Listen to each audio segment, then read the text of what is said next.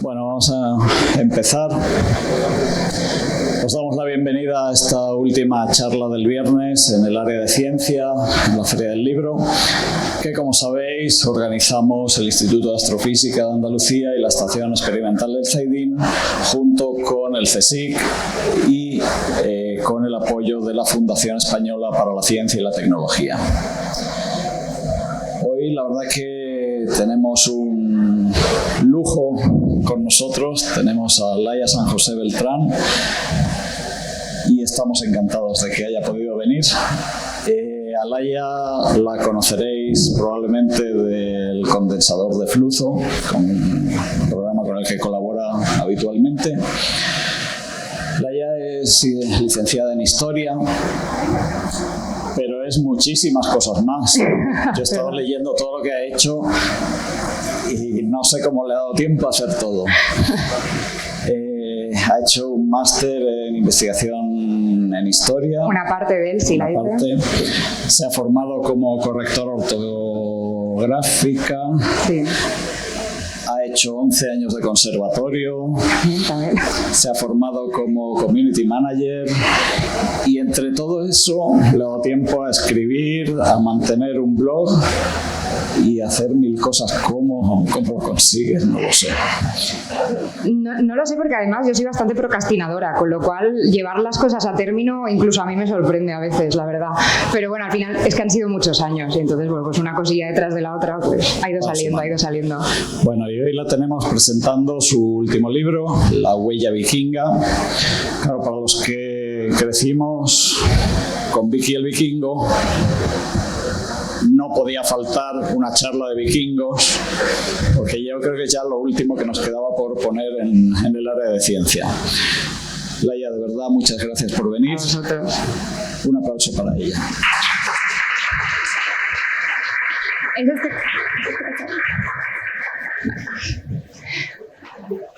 Bueno, pues como decía, lo primero, muchas gracias por venir. La verdad, siempre vengo a estas cosas con un poco de miedo porque es como vendrá alguien, no vendrá nadie, hablaré para mí sola. Siempre es un poco de... Los que estáis atrás, si os queréis sentar por aquí en el suelo, pues me hacéis más compañía, veis algo si queréis, no os cortéis. Y he preparado esta charla porque, como voy a recoger el cable, ¿no? Como decía él, es como los que crecimos con Vicky el Vikingo, pues seguramente tenéis una imagen como muy característica en mente, ¿no? Lo primero que voy a hacer es presentarme. Ya me ha presentado él, así que va a ser breve y rápido. Yo soy Laia San José Beltrán, soy historiadora, soy investigadora del mundo nórdico, soy divulgadora en redes sociales y casi cualquier plataforma que se me ponga por delante. Y bueno, pues en esta tesitura pues lo que vengo es a presentar el libro que saqué con Roca Editorial en octubre de 2024 y que se titula La huella vikinga. Y diréis, ¿la huella vikinga por qué? Pues pensamos un poco en... La verdad es que ya hay muchos libros que nos hablan sobre la historia de los vikingos. Entonces, con Roca lo que queríamos hacer era explorar un poco más, ¿no? O sea, los que me seguís en redes sociales, por ejemplo, sabéis que una de las cosas que más me gusta hacer es coger aquellos productos de la cultura popular que tratan de vikingos y explicar, ay, aquí aparece así, esto es verdad, esto es mentira. No se trata de quitarle importancia o de denigrar ningún producto. O sea, a mí si me pones en un contexto fantasioso un vikingo aeroespacial, me lo voy a comprar y lo voy a ir a ver y no me va a importar en absoluto. Pero sí que me parecía muy interesante cómo hemos llegado a tener una imagen tan preconcebida y tan exacta muchas veces de los vikingos cuando pensamos en los vikingos, pero como vais a ver, tampoco correcta. Entonces fue como, vale, es tan interesante saber qué es verdad o qué es mentira como qué ha pasado ahí en medio, qué ha pasado para que tengamos esa imagen. Entonces, empezaríamos por esto, ¿no? Si yo os digo vikingo, pues los de unas generaciones un poquito más mayores vais a pensar en Vicky el Vikingo, en el vikingo de Kirk Douglas, por ejemplo, en la peli. Pero, por ejemplo, si sois más jovencillos, y aquí veo gente joven, seguro que habéis visto la serie Vikingos de History Channel y todo el producto y todo el como submundo que se ha generado alrededor de la serie. Y cuando pensamos en vikingos, pues mucha gente piensa en estos peinados, en Chris Hemsworth en Marvel, que la verdad es que histórico no es, pero gustarnos no gusta, o por ejemplo en esas imágenes de señoras medio en pelotas que dices, era imposible ir así a la guerra, pero lo tenemos como súper, lo hemos como súper absorbido, ¿no? Sin embargo, en realidad, un vikingo y una vikinga era esto, que como podréis comprobar, pues se parecen como un huevo a una castaña. Quiero decir, tenemos muchos más colores de los que tienen, porque por ejemplo, si tiramos para atrás, vais a ver que aquí el vikingo estaba guay, porque utiliza una gama cromática que arqueológicamente está súper bien, porque incluso se han encontrado tumbas con ropas rosas. Claro, tú ahora mismo dices vikingo y a ver quién se viste de rosa. Pues casi nadie. La gente se va a vestir de negro, filtro roña, el filtro de edad media, todo sucio, todo así como zarrapastrosillo, ¿no? Y sin embargo la arqueología nos dice que, bueno, no es que no solo se vistiesen así, es que no utilizaban esos colores, esos negros, bueno, se bañaban, por ejemplo, la gente era mucho más limpia de lo que nosotros pensamos a nivel en general. Entonces fijaos que hay una enorme variedad. Estos son recreaciones históricas, 100% exactas, pero estos dos de aquí son recreaciones que se han hecho en museos nórdicos, sobre todo en Suecia y en Dinamarca, utilizando la osteología y los análisis de ADN. O sea, esto no es que sea una recreación, esto es que es la pinta que tenía realmente un señor danés del siglo X, que se parece a Ragnar, pues en que son personas, y más o menos poco más, ¿no? Estos son unas ilustraciones súper chulas y me detengo un poco en que lo veáis porque os he preparado una charla muy visual, por eso si no veis pues os sentáis por aquí, porque creo que al final una imagen es mucho más poderosa que yo os empiece aquí a decir y esto así y esto así, pero quedaos con esto, ¿vale? Estos serían vikingos de la parte de Suecia, porque al final también los vemos como un todo súper homogéneo y en realidad pues como nosotros hoy en día había distintas regiones, distintas poblaciones, utilizaban distintos tipos de ropa, distintos tipos de joyería, distintos tipos de armas. Estos serían más vikingos de la zona de Suecia, lo que conocemos como varegos o rus, y estos serían más vikingos de la zona más occidental, Dinamarca y Noruega, por ejemplo. Y luego también sobre todo los que se asentarían en Islandia. Como veis, siguen pareciéndose muy poco a ese Viki el Vikingo, a ese Ragnar Lodbrok, a esos vikingos de History Channel, de Last Kingdom, o cuando metéis, porque las imágenes que os he puesto al principio no me ha costado encontrarlas. Yo me metí en Google, puse vikingo y me salió toda esa cosa, toda esa fantasía así un poco tróspida y demás. Entonces, claro, lo primero que tenemos que plantearnos es qué es un vikingo, porque todos creemos que lo tenemos clarísimo y si yo digo vikingo seguro que muchos me vais a decir un guerrero, un saqueador, un violador, un señor que iba a la guerra, y es como sí pero no, ¿vale? El primer capítulo del libro, que a mí me parece súper interesante y súper esclarecedor, porque creo que a partir del primer capítulo del libro podéis entender un montón de cosas, es que, parafraseando a Simone de Beauvoir, un vikingo se hace, no se nace. Nadie nacía vikingo. Como os decía, tendemos a verlos como algo súper homogéneo, tendemos a verlos como una etnia, como una raza. Cuando pensamos en vikingos, mucha gente enseguida piensa como si dijésemos romanos, egipcios, españoles, ¿no? Y en realidad no eran eso. ¿Qué comparte el mundo nórdico antiguo? El mundo nórdico antiguo comparte espacio, Suecia, Noruega, luego después Islandia, Groenlandia, comparte un marco temporal, es decir, entre el año 750, entre el año 1050, pero no eran un pueblo, no eran una identidad étnica, no eran homogéneos y lo que compartían eran pues cositas. Pero mayormente la mayoría de gente que vivió en ese periodo que conocemos como la era vikinga en territorio nórdico eran mayormente comerciantes, granjeros o artesanos. Y dices, ¿dónde están los guerreros? ¿Qué ha pasado con los guerreros? Bueno, el tema está en que ¿qué convierte a esa gente de Escandinavia, de ese momento tan concreto? Es decir, ¿qué pasa alrededor del 750 para que esa gente que vivía en Escandinavia se convierta en un vikingo? Pues que no sabemos muy bien por qué, hay un montón de teorías y no nos podemos detener en ellas, pero básicamente hay algo que entre mediados y finales del siglo VII hace que esta gente, en vez de pelearse entre ellos dentro de Dinamarca, de Suecia, de Noruega, y en vez de saquearse entre ellos y saquear pues, territorios más cercanos, empiecen a saquear fuera de sus fronteras en esos, y ahora sí, eso hay muchas series que está súper bien documentado y súper bien reflejado, esos ataques relámpagos de un grupo de 4 o 5 tíos con alguna mujer, porque ahora sabemos también que había mujeres que fletan un barco, porque lo de las series de esto que una persona se construye un barco ella sola en 3 semanas es absolutamente mentira, ¿vale? Eso eran empresas de mucha gente. De hecho, los barcos, si leéis alguna saga nórdica, los barcos se alquilaban, se pedía un barco prestado para hacer algo y luego se devolvía el barco.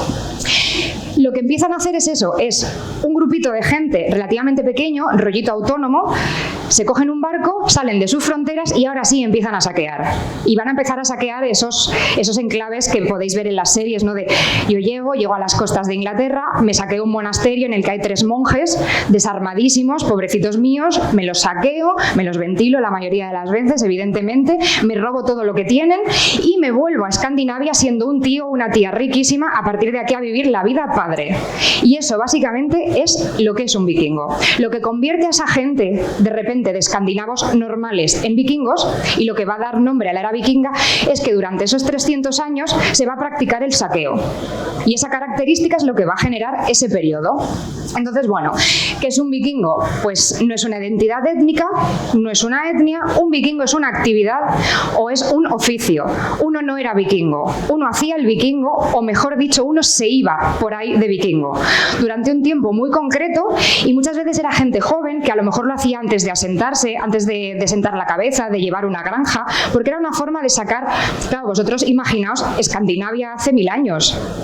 Hace frío, la tierra es poco cultivable, la gente se muere de hambre, están a la greña entre unos y otros porque todavía no han formado los primeros territorios, los primeros reinos.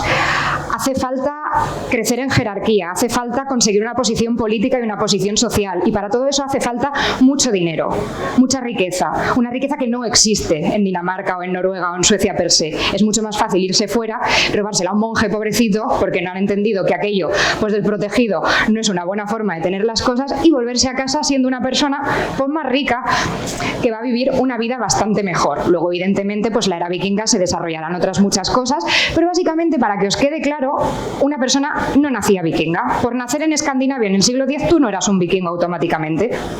Por eso, en líneas generales, pues, muchísima gente nunca hizo el vikingo. Lo que pasa es que utilizar el término era vikinga para englobar esos 300 años que nos sirven para delimitar una serie de características nos viene muy bien a las historiadoras, porque a las historiadoras nos gusta mucho tener cajoncitos estancos en el que meter las cosas, poder explicarlas y poder funcionar, ¿no?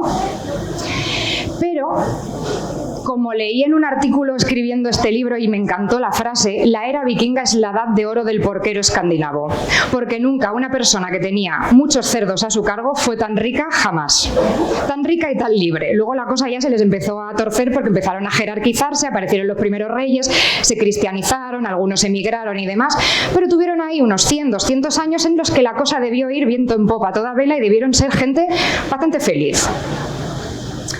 Pero claro, ahora que ya sabéis esto, pues supongo que la siguiente pregunta suele ser siempre ¿cómo hemos pasado de eso a esto? Porque parecerse, pues no se parece. Y seguramente ahora que sabéis lo que era un vikingo, hacer el vikingo, pues claro, esto todavía choca más. Y ya os digo, estos son fotos de Google, ¿eh? O sea, no he tenido que hacer ninguna locura para encontrarlas. Pones vikingo y te sale esto. Pues ha pasado una cosa, ha pasado el siglo XIX, que como os cuento en el libro, el siglo XIX tiene la culpa de casi todas las cosas que nos pasan hoy en día, tanto las buenas como las malas, ¿vale? Resumiendo muy brevemente, ¿qué pasa? Pues que los vikingos es un periodo histórico, la era vikinga, en el que no tenemos fuentes casi. No hay fuentes directas para estudiar. Igual que, por ejemplo, los romanos dejaron un montón de cosas escritas, los egipcios dejaron un montón de cosas escritas de primera mano y nosotros podemos leerlo, los vikingos no escribían casi. Eran gente ocupada saqueando. Entonces dijeron, ¿para qué voy a perder el tiempo escribiendo? Entonces tenemos piedras rúnicas, tenemos alguna inscripción rúnica, pero suelen ser cosas que nos dan muy poquita información, nos hablan de dónde fueron, cómo se llamaban, cositas así, pero no nos explican muchas cosas. Entonces, de la época, de la era vikinga en concreto, lo que tenemos son las fuentes y lo que tenemos es la visión de otras personas.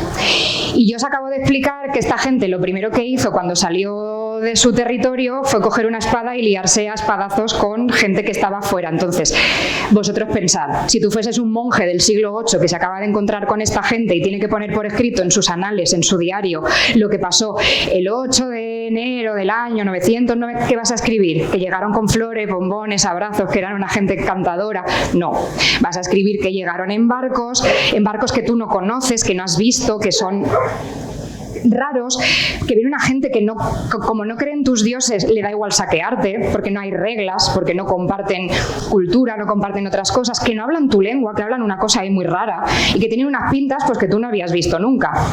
Entonces, claro, tenemos esa imagen del guerrero, del saqueador, de esa persona que no tiene ningún tipo de escrúpulos. Eso por la parte de la gente que se los encontró como guerreros. Los suecos, que en vez de ir hacia el oeste fueron hacia el este, se los encontraron en contexto comercial. Es decir, se los encontraron mayormente como comerciantes y sobre todo se los encontraron caravanas de árabes que estaban haciendo, bueno, pues que iban en caravanas diplomáticas. Entonces, claro, la visión que tienen los árabes de estas personas también es súper interesante porque, por ejemplo, Ibn Fadlan, que era un viajero árabe que se los encontró, al pobre lo secuestraron y estuvo como unos mesecillos dando unas vueltas con ellos, no entendía ni papa de lo que decían. Si, por ejemplo, habéis visto la peli del Guerrero número 13, la de que Antonio Banderas es el protagonista, Antonio Banderas hace de Ibn Fadlan y no es una peli que sea una versión directa, es una peli que es la versión de un libro que a su vez se basa en tal, o sea, es un poquito teléfono escacharrado, pero está muy bien.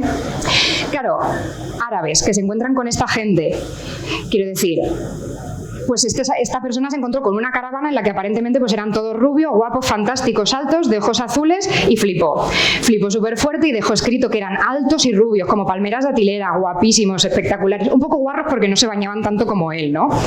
Pero claro, es un solo documento.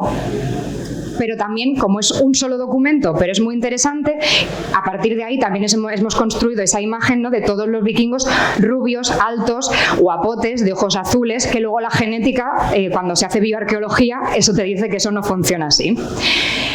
El siguiente paso es que durante los siglos los vikingos no escribieron nada, así que se acaba la era vikinga y aquí pues se acaba la era vikinga porque se cristianizan, no porque sean un dinosaurio que desaparece. Quiero decir, esta gente se cristianiza para poder entrar en contacto con el resto de Europa, porque claro, queda fatal que tú estés intentando casar a lo mejor a tu hija para mantener una alianza socioeconómica y cultural con el país de al lado y como tú eres pagano y a ti te da igual, llegas y los saqueas. Entonces les dijeron, bueno, igual lo suyo sería cristianizarse y así todos jugamos en el mismo tablero y todos podemos tener las mismas reglas. La era vikinga se acaban los saqueos, se constituyen las primeras monarquías nórdicas y pasa un tiempo en el que nadie se acuerda de los vikingos. Pero en Islandia, durante el siglo XII hasta el XV, se da un fenómeno literario que no tiene comparación en toda Europa, que es el inicio de la literatura nórdica medieval. Que si habéis leído alguna saga, es como el Juego de Tronos de la época, porque en realidad no son fuentes históricas. La literatura nórdica, las sagas, son historias de personajes importantes de la historia, sobre todo de Islandia. Se escriben en el siglo XIII, pero muchas hacen referencia a un pasado vikingo. Pero claro, eso es un problema, porque han pasado 300 o 400 años desde el final de la era vikinga. Es otro teléfono escacharrado de gente escribiendo sobre algo que pasó hace un montón de tiempo. Así que aquí tenemos otra visión de los vikingos, también sesgada, también con unos intereses detrás. Pensad que esto ya es en época cristiana, lo suelen escribir monjes, lo suelen escribir personas cristianas y tiene un interés literario detrás. Y como toda literatura, pues tiene embellecedores y tiene pues toda una serie de cosas detrás que no son históricas. Pero es una literatura muy importante y súper rica a nivel cultural. Entonces, el siguiente paso. En Europa sucede la Reforma Protestante. Los países escandinavos abandonan el catolicismo y se convierten en protestantes. Y esto les supone una cosa, que es que al abandonar el catolicismo, la mayoría de su acervo cultural, la mayoría de todo lo que es su cultura, es católica. Entonces tienen que como volverla a reescribir, tienen que volverse a buscar pues su propia cultura. Entonces va a empezar un proceso de renacimiento nórdico en el que pues Suecia, Noruega y Dinamarca van a empezar a decir, bueno, vamos a buscar un poco atrás a ver qué es lo que había antes de todo esto. Y se encuentran con esas sagas, con esa literatura. La van a recopilar, la van a traducir a los idiomas no modernos, pero al menos ya no al nórdico antiguo, sino pues un proto-noruego, un proto-danés, un proto-islandés. Y bueno, pues Escandinavia descubre o redescubre los vikingos. Y hasta aquí pues normal, porque al final es su pasado, ¿no? Es lo suyo, es lo normal. Pero llega el siglo XVIII con la Ilustración y el siglo XIX con el nacionalismo y el romanticismo, y aquí acabamos de matarla. Porque los ilustrados, en ese concepto tan rusoniano del buen salvaje, van a redescubrir a los vikingos y al mundo germano en general como ese antepasado un poco, no directo, pero sí en línea, así un poco salvajote, un poco a medio cocer, porque está un poco más salvajado, un poco que no termina de ser algo como una entidad cerradita, pero muy puro, muy honroso, muy valeroso frente a una sociedad ya súper corrompida. Y entonces, bueno, el romanticismo y el nacionalismo también es un momento en el que muchas naciones van a iniciar ese proceso de reescritura de su propio pasado, en el que necesitan encontrar pues, unos vínculos directos. Y los vikingos están tan de moda, van a redescubrir esta literatura, les van a parecer tan guays en muchos aspectos diferentes, pues que, por ejemplo, Inglaterra va a empezar a producir en masa contenido vikingo. Va a empezar a traducir las sagas al inglés, del inglés se traducirán al alemán, se van a empezar a... Bueno, pues los vikingos vuelven a salir otra vez de Escandinavia y vuelven a conquistar otra vez Europa, porque no sabemos muy bien por qué lo empiezan a petar muy muy fuerte. Es como que hay un revival vikingo en el siglo XIX muy loco, pero claro, pensad, es un revival muy loco con esas pocas fuentes de las que hemos hablado antes, porque es un momento en el que la arqueología no es una ciencia como hoy en día. No tenemos casi arqueología. Mira, pensad que en este momento no se había descubierto todavía un barco vikingo, y ahora vais a ver qué supone que cuando esta gente empieza a escribir sobre vikingos no tengan ni idea de cómo es un barco vikingo. Y es que, es más, usamos vikingo, todos tenemos clarísimo que es un vikingo, pero la palabra vikingo no existe hasta el siglo XIX. En nórdico antiguo, que es lo que hablaban los vikingos y las vikingas durante la era vikinga, existen dos acepciones que venían a decir algo así como ir de vikingo o hacer el vikingo. El problema es que no tenemos ni idea de lo que significaba para ellos esto. Esa palabra va a ir pasando, como sigue apareciendo en las sagas, sigue apareciendo en toda esa literatura, van a llegar los señores victorianos, los señores del siglo XIX, la van a coger y van a decir, uy, me gusta esta palabra, esto dice que ellos se iban por ahí, cuando esta gente se iba por ahí saqueaba, hacía el pirata, y pum, de repente el siglo XIX, romanticismo y vikingomanía victoriana, que es un capítulo del libro, uno de mis favoritos además, esta fiebre por el mundo nórdico, esta fiebre por empezar a generar contenido, pues va a desembocar en que los ingleses se inventen el término vikingo, con las acepciones que tenemos nosotros hoy en día. Y esta, como no la vais a leer, os la leo. En el diccionario de Oxford, la primera entrada es 1807, la entrada definitiva es 1847, y es la entrada que sigue existiendo hoy en día si buscas vikingo, que es uno de esos aventureros escandinavos que practicaban la piratería en el mar, cometían depredaciones en tierra en el norte y oeste de Europa desde el siglo VIII hasta el siglo XI. A veces en uso general, un pirata o guerrero robamares. Y ya lo tenemos. El siglo XIX y sobre todo desde Inglaterra ha creado un monstruo. El nuevo vikingo, que no tiene nada que ver con lo que era el vikingo en su momento. ¿Vale? Entonces van a crear el moderno término vikingo, van a crear el moderno concepto vikingo, y por supuesto el vikingo va a ser una especie de cajón desastre en el que cada persona que lo interprete cree un producto, los utilice para una cosa, le va a empezar a añadir los adjetivos que le interesan. Algunos lo asociarán con la piratería y la violencia, otros lo asociarán con la navegación, otros lo asociarán con ese rollito seductor violador, otros con el guerrero invencible. Va a ser lo que vosotros queráis que sea. Va a ser una especie de significante vacío en el que podéis empezar a añadirle lo que queráis y luego utilizarlo para lo que queráis. Así que, ¿qué es un vikingo? Pues en líneas generales e históricamente hablando, un vikingo es un constructo histórico del siglo XIX. Y luego están los vikingos reales. Por ejemplo, el siglo XIX, y esto os lo explico en el libro, no nos podemos detener aquí, pero el siglo XIX con todas estas cosas va a ser el origen del mito del vikingo con cascos con cuernos, el que os compráis en un bazar cuando que luego vais a ver que es que ni siquiera era así, o sea, es que la cosa se ha ido yendo de madre también con los cascos vikingos. va a ser el origen del mito del águila de sangre, que si habéis visto videojuegos y series sobre vikingos, es como la tortura estrella que siempre sale y nunca se hizo. Lo de beber en cráneos humanos, que también es como súper vikingo y en realidad tampoco se hizo nunca, ¿vale? Todo esto lo tenéis explicado en el libro.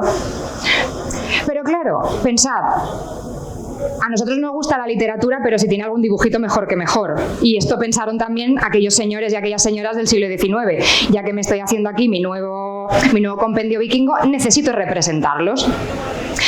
El problema es que ¿cómo los represento? ¿Cómo se representan los vikingos? Porque ¿cómo eran los vikingos realmente?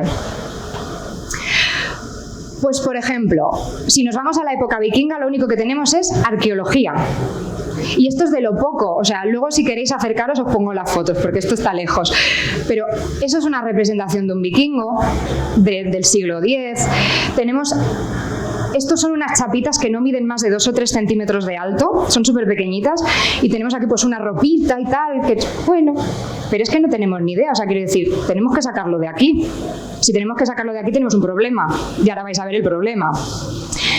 ¿Qué pasa? Esa época en la que se empiezan a recopilar las sagas y demás, siglo XVI-XVII, no tenemos ni idea de cómo es un vikingo. Bueno, pues lo pongo como si yo me dibujase a mí mismo ahora en este momento. Entonces, en el siglo XV, XVI, XVII, los vikingos van a ser pues como la gente, como se vestía la gente en ese mismo momento.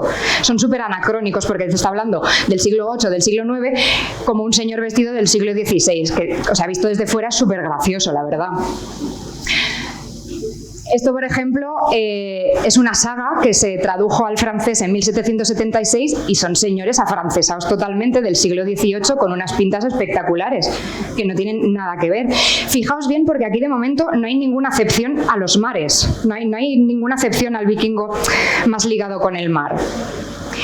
El siglo XIX es ese momento en el que, vale, tienen claro que los vikingos no eran así, no tienen ni idea de cómo eran y como se han venido súper arriba con todo el tema del mundo nórdico, el mundo celta, tienen un cacao bastante importante, mezclan lo germano con lo celta, con lo vikingo, porque no tenemos arqueología y si no hay arqueología no podemos saber cosas, no podemos ver cómo eran las cosas.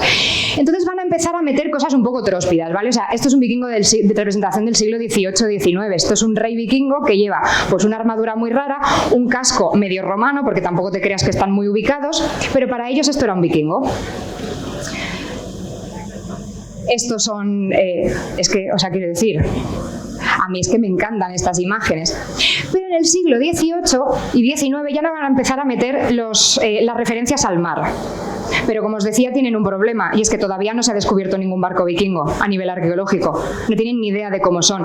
Así que lo mismo te meten algo que parece una carabela para irse a, yo que sé, a descubrir algún continente nuevo, te meten una barca, te meten un barco romano.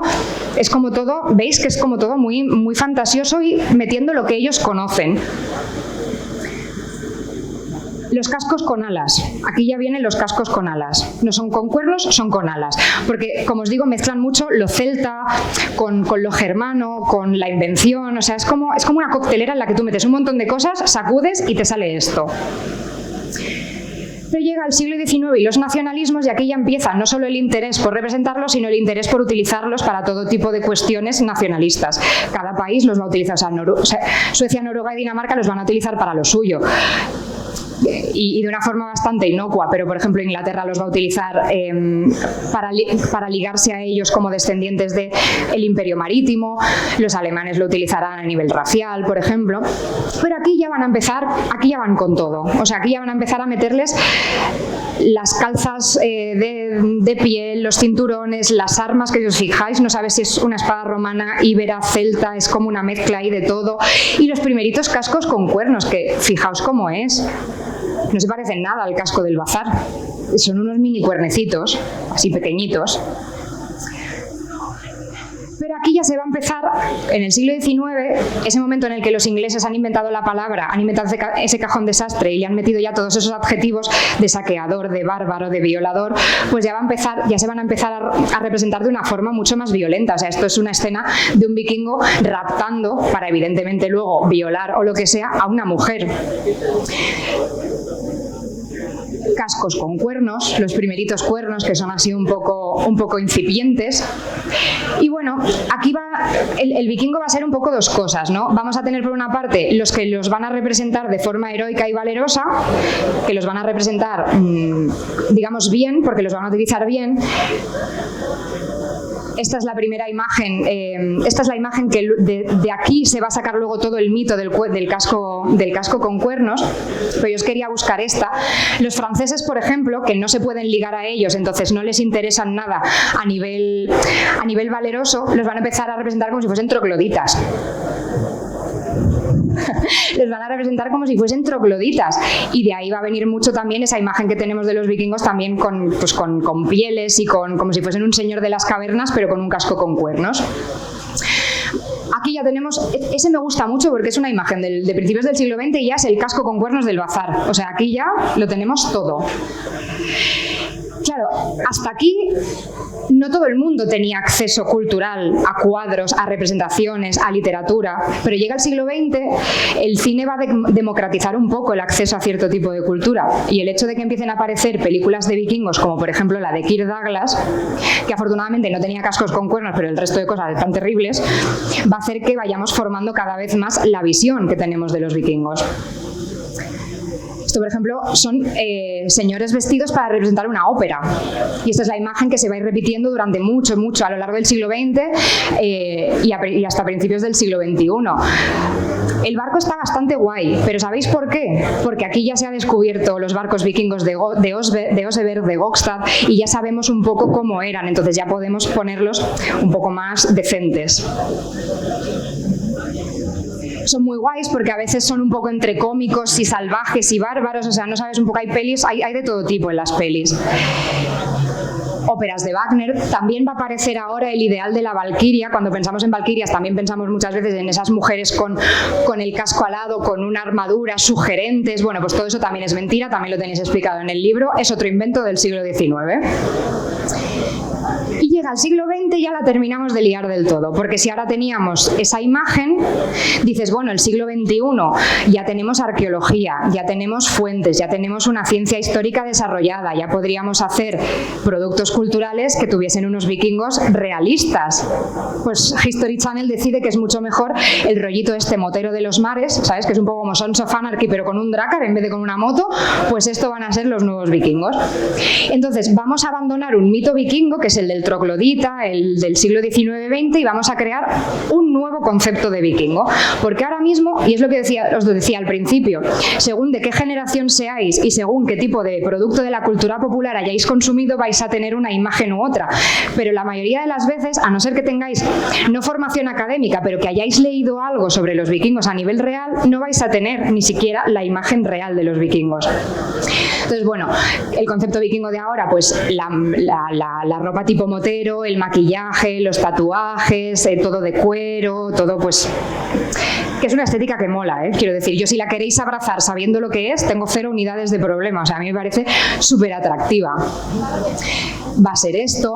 Es que a mí esta imagen me gusta mucho porque es como, si habéis visto Sons of Anarchy, tenéis en mente la portada de la serie Sons of Anarchy, es que es lo mismo pero en el siglo IX y con un barco de fondo en vez de con una moto. Los peinados. O sea, si vosotros, no sé a vosotros, yo que soy muy consumidora de redes sociales, mi Instagram está petado de crossfit vikingo, peinados vikingos, entrenamientos vikingos, estoicismo vikingo, dietas vikingas, tatuajes vikingos, todo lo que queráis sobre los vikingos, pues lo vais a tener ahí. ¿Por qué? Porque lo hemos creado los últimos 10-15 años y es absolutamente fascinante poder vivir en directo cómo se gesta un mito de estas características. Porque cuando salió la serie en 2013 yo pensé, ¡buah, qué guay! Vamos a tener vikingos de verdad. Y dije, hostia, la estamos liando cada vez más, o sea, le estamos dando la vuelta cada vez más, ¿no? Si habéis visto The Last Kingdom, pues es el mismo rollito, no es la misma estética, pero bueno, muy parecida. Y claro, esto era los vikingos de verdad, pero luego llegamos al terreno de la mitología y la volvemos a liar. Porque claro, no solo hemos creado una imagen muy concreta de los vikingos a nivel personas reales, es que si hablamos de mitología nórdica, hay ciertos personajes de la mitología nórdica que también nos los llevamos muchos años imaginando igual. Ese Thor está gordo, eso no lo he dicho yo, Eso hace 3 años o así, 2 o 3 años, cuando PlayStation anunció que se iba a sacar un nuevo videojuego de la franquicia God of War y que iba a añadir nuevos personajes de la mitología nórdica, presentaron a Thor. También presentaron un personaje negro y se les fue la olla. Pero nos vamos a centrar en Thor porque no podemos ir con todo hoy, ¿vale? Pero lo otro también lo tenéis explicado. Y yo me metí en Twitter, antes Twitter, y solo tenía comentarios de gente preguntándome qué me parecía el Thor gordo. Y yo no sabía de verdad de qué me estaban hablando, hasta que de repente vi una foto, vi esto, y yo lo primero que hice fue levantarme y aplaudir, porque esto para mí personalmente es la mejor representación de Thor que se ha hecho nunca a nivel de cultura popular. Es perfecto, es exactamente igual que lo que te tendrías que imaginar si te lees la descripción de Thor en la mitología nórdica, en las Edas, que son literalmente 3 frases y media. Quiero decir, todo lo demás es invención nuestra. Nos lo hemos inventado nosotros, a nivel pues de imaginarlos. ¿Qué pasa? Claro, ese Thor está gordo porque no es este Thor, amigas, pero joder, es que no todo el mundo puede ser este Thor. Pero claro, llega Marvel, te calza este Thor, y luego llega Marvel con las pelis y te calza ese. Y claro, cualquiera se quita ese, quiero decir, una vez tenemos a ese, es difícil imaginárselo de otra forma. Pero yo os voy a mostrar cómo es Thor o cómo habría sido Thor realmente. Porque si nos vamos a la época vikinga, Thor es esto. Thor es esta figurita que básicamente sabemos que es Thor porque tiene un martillo, y lo sabemos porque tenemos una literatura que nos cuenta cosas, y luego cuando nos encontramos figuras arqueológicas, como ya lo hemos leído en la literatura, podemos decir, esto es esto, pero si no, tampoco sabríamos que eso es Thor, porque ¿qué tiene? Un martillo. Esto es una piedra rúnica también de época vikinga, y sabemos que esto de aquí es Thor subido en un barco, tiene un martillo que parece de carpintero, y esto es la serpiente de Midgard, y es el mito de cómo Thor casi pesca en un momento determinado la serpiente de Midgard. Este es Thor, y Thor está calvito, y el martillo es como de carpintero.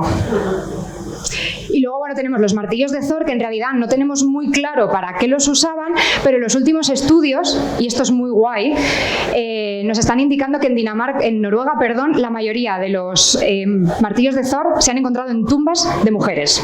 Y a partir de ahí van a tener que empezar a investigar qué significa eso, pero a mí me parece una fantasía. A ver qué sale de ahí.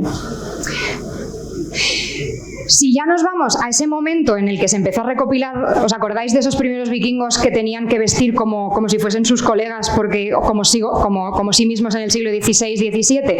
Pues aquí tenéis a Thor en el siglo XVIII. Su martillo, el cinturón y los guantes, que es básicamente lo que aparece en las sagas.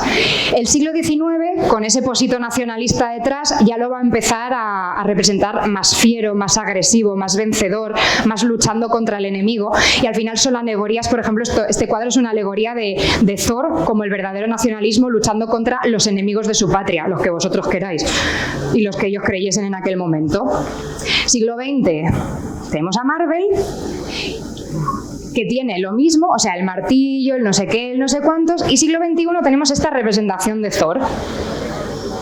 ¿Qué nos dice de Thor la literatura nórdica? Que básicamente de Thor podemos leer en las Edas, que es un compendio súper pequeñito de todo lo que se sabe, que escribió una sola persona en el siglo XIII, no hay más información.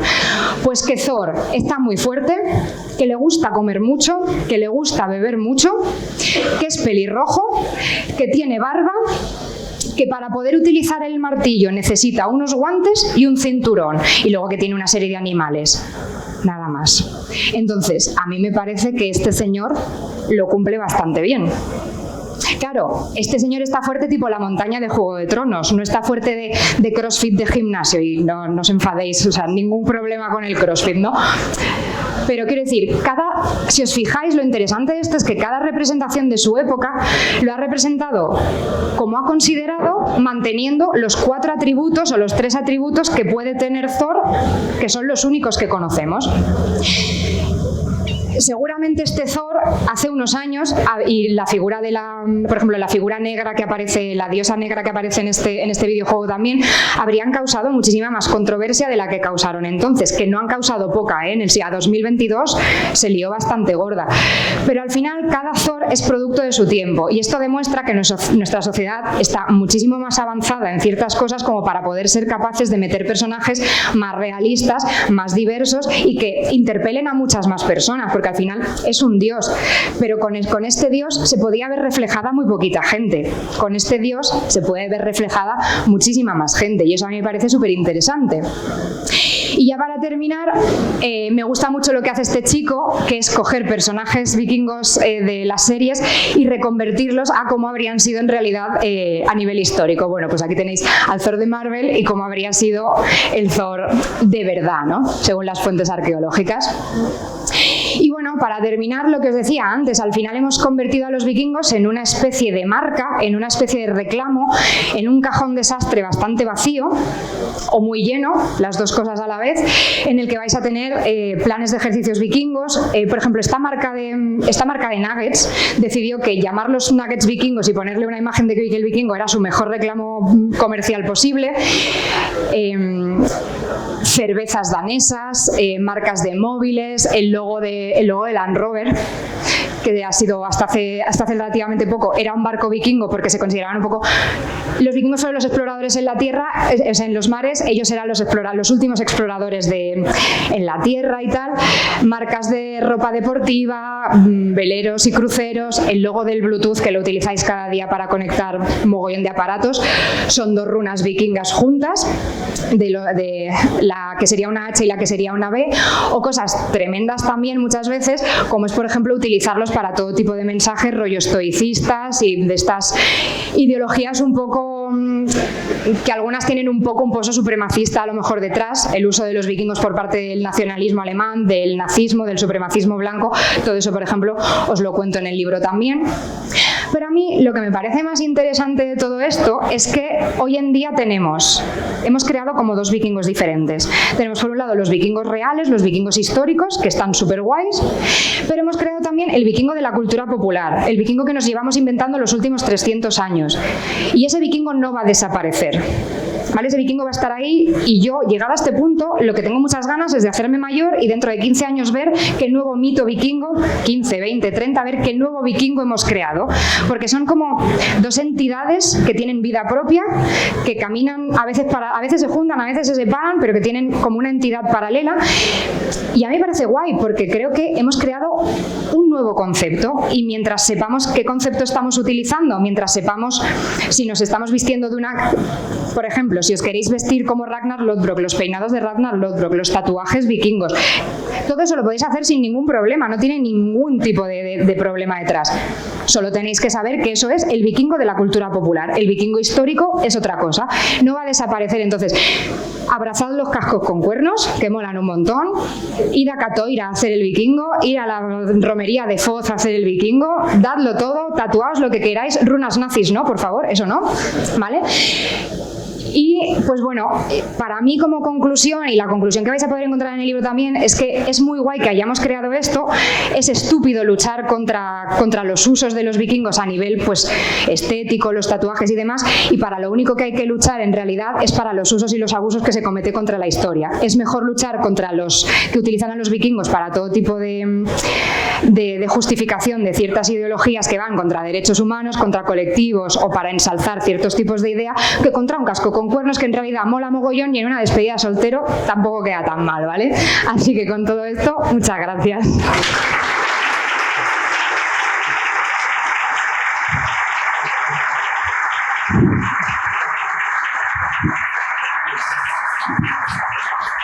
Lo dejo así.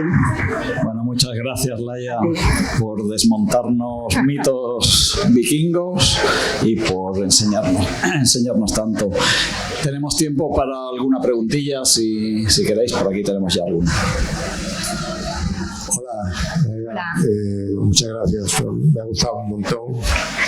Sigo por el condensador de flujo y así. Quería preguntar un par de preguntas. La parte de cuando se fueron hacia el oriente, los varegos y tal, la Rus de Kiev, ¿eso lo inventaron, lo fundaron ellos? Eso es simplificadamente, los vikingos de Suecia tienen contactos con toda esa zona del Báltico, y lo que en esa zona del Báltico, todas esas zonas eslavas, lo que había en aquel momento era como muchos mini reinos, muchas mini tribus que estaban un poco como a la greña entre ellas. La crónica de Néstor, que es una crónica que es absolutamente mentira seguramente, pero te lo narra todo como muy bien narrado, te dice que como ellos no se ponían de acuerdo entre ellos, vieron que los vikingos eran como muy apañados y decidieron llamarlos para que les gobernasen, así como todo muy de chill, todo muy, muy pacífico y tal. La realidad seguramente no fue esa, pero el resultado sí. O sea, allí se asentaron los vikingos, fundaron una primera dinastía mezcla nórdica, mezcla eslava, y de ahí sale el embrión de la Rus de Kiev, que es lo que luego será Rusia, Dinamarca, o sea, Rusia, Ucrania y Bielorrusia, toda esa zona. Pero sí, tiene orígenes. Por eso, por ejemplo, hay muchos grupos nacionalistas, tanto rusos como ucranianos, que utilizan a los vikingos como reclamo histórico y utilizan runas y ciertas cosas. Sí. Y otra preguntilla. El reino este que fundaron en Sicilia, ¿eso qué fue? Que no sé, porque eso resumidamente es que los vikingos llevaban tanto tiempo pasando por lo que hoy es Normandía, ¿vale? Por esa zona de Francia, y era un saqueo y otro saqueo. Llegaban y decían, si nos dais dinero no saqueamos. El rey de turno les pagaba y ellos volvían al año siguiente, y el rey ya estaba hasta la coronilla y les dijo, si os doy un trozo de tierra, os asentáis aquí, dejáis de saquearme, pero además actuáis como repelente de los vikingos que puedan volver. Y claro, los vikingos eran eran gente súper pragmática, es decir, si yo lo que quiero en realidad es salir de Escandinavia para tener una tierra mejor, tengo una tierra mejor. Les dijeron, os tenéis que cristianizar, ningún problema. En 3 semanas y media hablaban franceses y eran los más franceses de Francia, y a partir de ahí se dedicaron a repeler al resto de vikingos y fundaron el embrión, pues eso, Normandía, que luego serían los que conquistasen buena parte de Italia, por ejemplo, todo el reino de Sicilia lo fundasen. Gracias. Venga, ¿alguna preguntilla más? Ahí.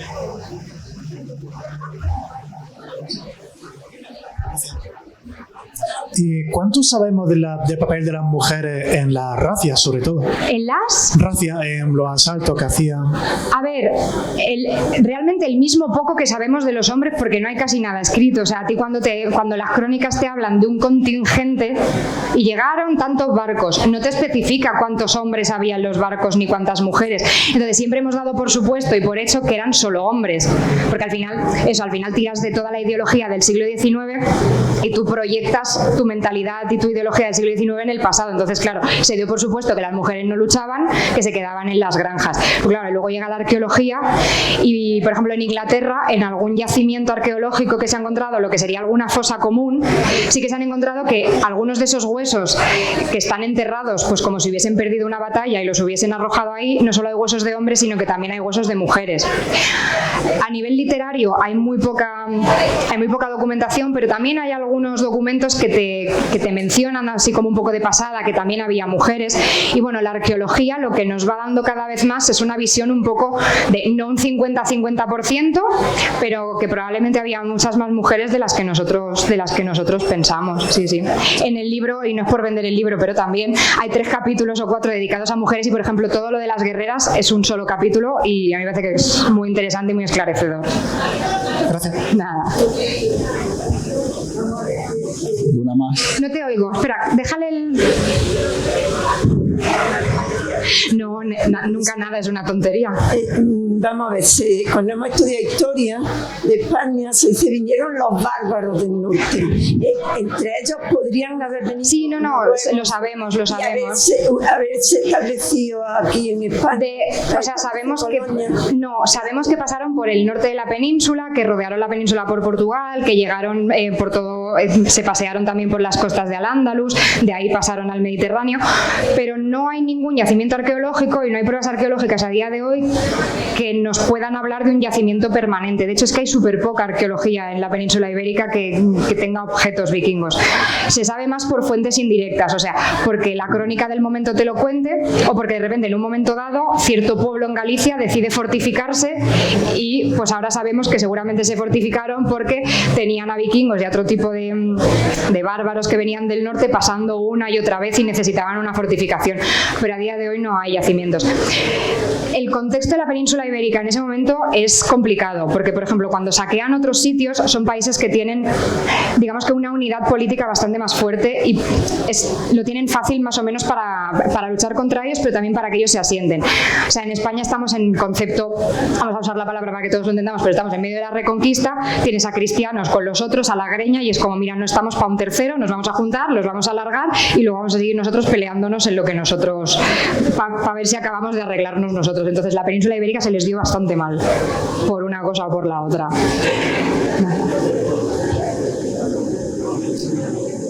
¿Alguna más? Bueno, pues si no tenéis más preguntas, comprad el libro, porque ahí está todo lo que no nos ha contado Laia. Nos ha contado lo que no está en el libro. Laia, muchas gracias por venir. A vosotros por invitarme. Un aplauso enorme para ella.